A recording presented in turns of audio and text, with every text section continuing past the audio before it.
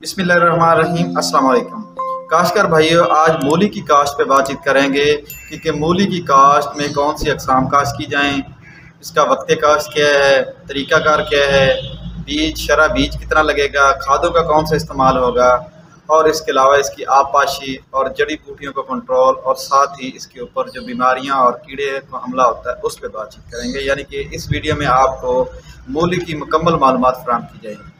तो सबसे पहले बात करते हैं कि मूली की अक़साम में से कौन सी अक़साम काश्त करनी चाहिए।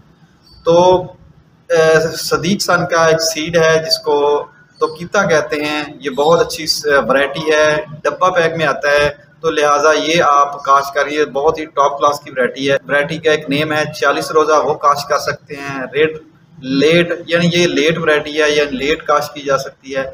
लाल परी है, रेड नेक है, ग्रीन नेक है, देसी सफ़ेद है, आल सीज के नाम की वैरायटी है। इसी तरह मनोरली एक वैरायटी है। तो ये तकरीबन ये जो 6-7-8 किस्म की जो वैरायटियाँ हैं, इनमें से कोई भी आप बीज लेकर काश्त कर सकते हैं। लेकिन जो लेट वैरायटी है उसको आप लेट काश्त करेंगे, बाकी जो वैरायटियाँ ये इसको अगेता भी काश्त किया जाता है। तो अब बात करते हैं कि वक्त काश्त, इसको किस वक्त काश्त किया जाए। तो मूली को तकरीब 4 से 6 महीने तक लगातार काश्त किया जा सकता है। यानी इसको जुलाई अगस्त से इसकी काश्त शुरू हो जाती है और तकरीबन ये अक्टूबर नवंबर तक काश्त होती रहती है। यानी मुख्तलिफ स्पेल्स में मुख्तलिफ दुरानी के अंदर ये काश्त की जाती है। तो अगेती काश्त अगर करते हैं तो उस वक़्त आप ये जुलाई के अंदर इसको अगेता काश्त किया जा सकता है।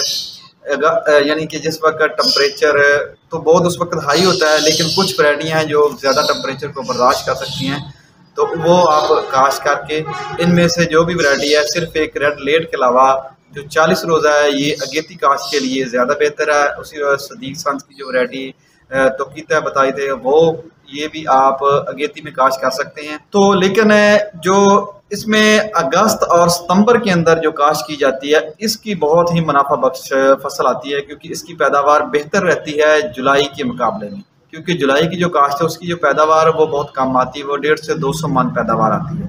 तो लिहाजा आप सितंबर या अगस्त के एंड या सितंबर में अगर काश्त करें, 15 सितंबर तक काश्त करते हैं तो इससे बेहतर पैदावार ली जा सकती है। इस वक्त क्योंकि मार्केट में बहुत ज़्यादा मूली नहीं आ रही होती, तो उस वक्त इसका भी रेट अच्छा मिल जाता है। लेकिन इसकी जो पैदावार है वो भी तकरीबन 300-350 मन तक आती है। लेकिन जो मौसमी है जिसको जो हम अक्टूबर में लगाते हैं और नवंबर में लगाते हैं, तो वो तो 600 से 700 मन की एकड़ पैदावार देने की सलाहियत होती है उसकी। तरीका काश्त, तो तरीका काश्त के 2 तरीके हैं। एक छठे का तरीका है, दूसरा है चौपे का तरीका। तो छठे का तरीका से है कि ज़मीन को अच्छी तरीके से तैयार कर लें। ज़मीन को तैयार करने के बाद यानी कि ब्रीक और भुरभुरी ज़मीन होनी चाहिए और खुश्क भी होनी चाहिए। फिर उसके बाद बीज का छट्टा करवा दें। बीज का छट्टा करवाने के बाद उसके ऊपर खेलियाँ निकलवा दें।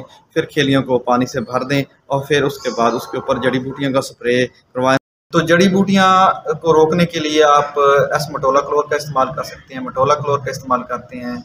फुल क्लियर, ये मेरी रिकमेंडेशन है कि फुल क्लियर प्रोडक्ट को इस्तेमाल करें। ये बहुत ही सेफ प्रोडक्ट है और ये ज़मीन को ज़्यादा सख्त भी नहीं करता, लेकिन तमाम किस्म की चौड़े पत्ते और नुकीले पत्ती जड़ी बूटियों को कंट्रोल करने की मुकम्मल सलाहियत रखता है। तो ये आप दूसरे दिन जब पानी खुश्क हो जाए यानी कि पानी ख़त्म हो जाए तो फिर आप यानी कि बदतर हालत में इसको स्प्रे कर दें 24 घंटे के अंदर अंदर।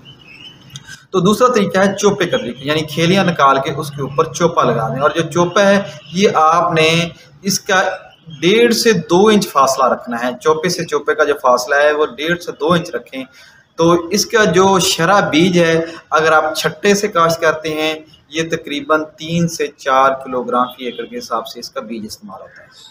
लेकिन अगर अगेती काश्त करते हैं तो उसके अंदर ये 4 से 5 किलो बीज भी इस्तेमाल होता है, क्योंकि उस वक्त गर्मी होती है तो गर्मी में जर्मिनेशन कम होती है।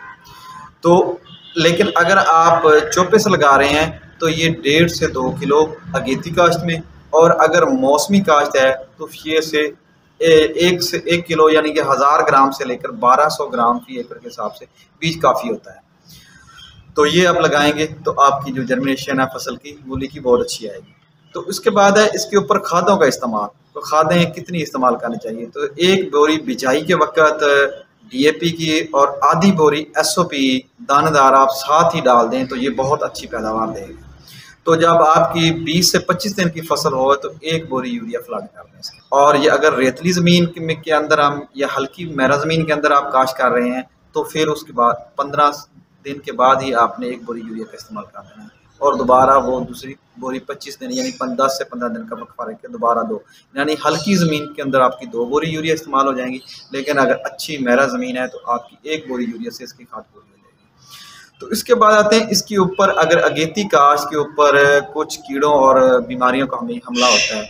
अगेती काश्त में जो जुलाई अगस्त के शुरू में काश्त की जाती है, जुलाई के मिड में और अगस्त के शुरू में काश्त किया तो उसमें पीले धब्बों वाली बीमारी जिसको येलो स्पॉट बोलते हैं वो बीमारी इसके ऊपर आ सकती है। तो उसको आप किसी भी अच्छे ज़हर जिसको एमिस्टार वगैरह, रिकार्डो या रिकार्डो एक्स्ट्रा वगैरह, इससे कंट्रोल किया जा सकता है। एक स्प्रे से ही ये कंट्रोल हो जाता है। और इसके साथ इसके ऊपर कीड़ों का हमला अगेती फसल पे होता है। लश्करी सूंडी इसके ऊपर आती है, सब्ज़ तेला आता है और बाद दफ़ा इसके ऊपर सफ़ेद मक्खी का भी हमला होता है अगेती फसल पे। लेकिन मौसमी फसल के ऊपर इसका ज़्यादा इन कीड़ों का हमला नहीं होता।